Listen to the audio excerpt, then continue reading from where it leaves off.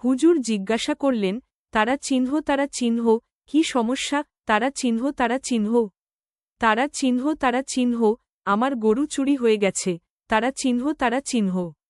হুজুর চিন্তা করলেন, এটা তো দুঃখজনক বিষয়, তবে একটু কৌশল নিতে হবে।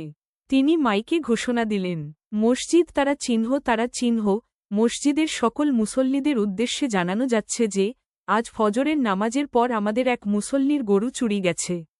যে ব্যক্তি চুরি করেছে সে যদি নামাজ পড়ে থাকে তাহলে সে অবশ্যই তওবা করবে এবং গরু ফিরিয়ে দেবে। আর যদি চোর নামাজ না পড়ে তাহলে সে দোজখের আগুনের ভয়ঙ্কর শাস্তি থেকে বাঁচতে পারবে না। তারা চিহ্ন তারা চিহ্ন। এই ঘোষণা শোনার পর সবাই একটু চুপচাপ হয়ে গেল। পরের দিন সকালে ফজরের নামাজ শেষে হুজুর দেখতে পেলেন এক লোক লজ্জিত মুখে দাঁড়িয়ে আছে।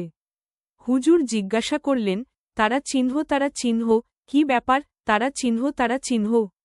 লোকটি মাথা নিচু করে বলল, তারা চিহ্ন তারা চিহ্ন, হুজুর, আমি আসলে নামাজ পড়ে ফেলেছি, তাই গরুটাও ফেরত দিতে এলাম।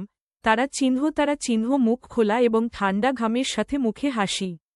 সবাই হেসে উঠল আর হুজুর বললেন, তারা চিহ্ন তারা চিহ্ন, আলহামদুলিল্লাহ, চোরও নামাজি হয়ে গেল। তারা চিহ্ন তারা চিহ্ন চোখ বন্ধ করে দিত হাসি।